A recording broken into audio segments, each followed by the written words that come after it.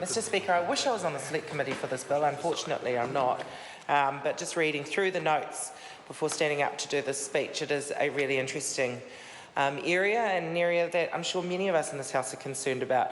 I have an electorate office in West Auckland, in Glen Eden, that I share with Penny Henare and Calvin Davis, and on a regular basis we see citizens outside our office that clearly are exhibiting either mental health issues or addiction, substance issues, Mr Speaker, or both. And so seeing this bill is of high interest to me. Mr Speaker, the Substance Addiction Compulsory Assessment and Treatment Bill sets out a framework for the compulsory treatment of people who are assessed as having a serious substance addiction and lacking the capacity to consent to treatment. The explanatory note states that only a small number of people are expected to be treated, and treatment will be for a limited time. The departmental disclosure statement describes the aim of the bill as restoring, quote, the capacity of people with severe substance addictions to be able to engage in and remain in treatment, end quote. The bill seeks to repeal and replace the Alcoholism and Drug Addiction Act 1966. The Act is described as outdated by the Law Commission, who notes that there are difficulties in reconciling the broad powers of detention with the rights and protections in the New Zealand Bill of Rights Act 1990. The bill's provisions for both compulsory treatment and detention in a treatment centre have been assessed by the Ministry of Justice as being consistent with the relevant sections of the Bill of Rights 1990. Mr Speaker, Labor supports this first reading to update the Alcoholism and Drug Addiction Act 1966. The Act is almost 50 years old and not in line with modern clinical practice and delivery. It is good to see that the recommendations from the Law Commission are finally being implemented in legislation. Under the current 50-year-old legislation, 2 medical certificates are required to make an application to the court for compulsory treatment, and neither have to come from a specialist drug and alcohol practitioner. We support the requirement that compulsory treatment can only start via an approved list of specialists when the criteria for compulsory treatment is met. We must safeguard the right of patients undergoing compulsory treatment.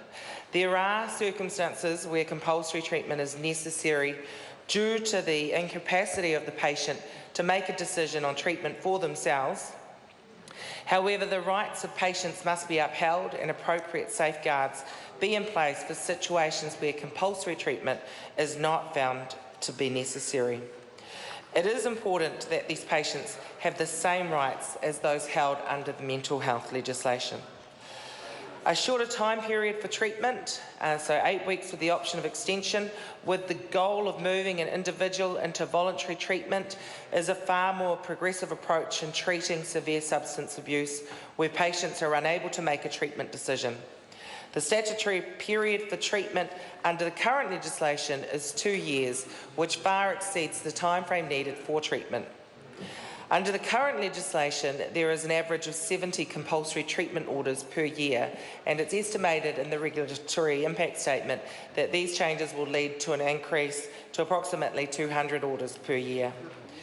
Even though it is extremely important and necessary, Mr Speaker, to update this legislation, we do have to make sure that at the same time we're resourcing health professionals and the New Zealand Police to enable them to carry out their duties under this bill. And at this point, I will point out the fact that under the National Government, we have seen a $1.7 billion cut over 6 years out of the health system, Mr Speaker. And of course, that has implications for areas like mental health and addictions, Mr Speaker. It is crucial that any estimated uptake and demand for mental health services is resourced. And I have to say that's a criticism that we have of the National Government, is often they put things into legislation without thinking through the implications and the additional areas that need to be resourced. And so, Mr Speaker, we need assurance from the National Government that they will be increasing their resourcing in this area to ensure that all of the good things that are trying to be attained through this legislation are actually able to happen. We have seen, Mr Speaker, the consequences of under-resourcing in mental health and expecting the New Zealand Police to become the front line of mental health services. It's the police, it's every social service agency that are expected to pick up where the government have failed, Mr Speaker.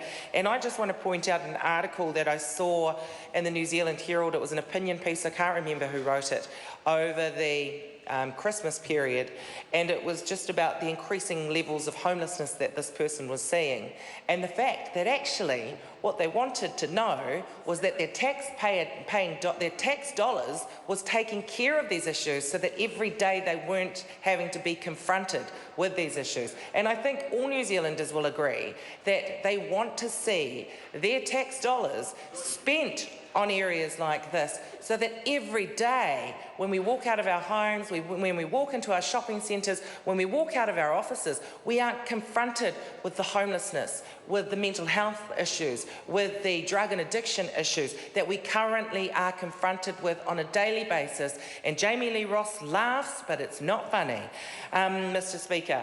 And so putting it in legislation, creating a bill like this is all good, but just going back to what I was saying, it is about making sure that the support services, that the health professionals, that the New Zealand Police and everyone who contributes to addressing these issues is adequately resourced. And so that's the challenge we have to put to the government. The regulatory impact statement states that additional resources have been made available to district health boards for medically managed withdrawal beds, but it will be interesting to see whether the $775,000 additional operating costs is sufficient to cover the increase in orders. Another serious resourcing question arises as to whether these additional costs will result in new funding being given to district health boards, or whether, as what has become standard practice in health services, the shortfall is made up from district health boards' already overstretched baselines. And we have seen, Mr Speaker, in recent months, especially I think with Canterbury, cuts to mental health funding. So, Mr Speaker, mental health funding, drug and addiction funding, we need to make sure, we need the government to make sure that our DHBs are adequately resourced to be able to address those areas. The bill also creates offences relating to the ill treatment or neglect of patients undergoing compulsory treatment, or for the staff at a treatment centre assisting or allowing a patient to be absent without leave.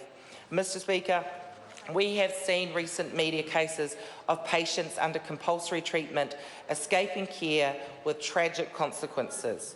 It is noted that this risk is going to be managed by the development of a management treatment plan for each individual, and there are provisions in the bill to return a person to a treatment centre by an authorised officer or police, Mr Speaker. This is an incredibly important bill. We will be supporting this bill, Mr Speaker.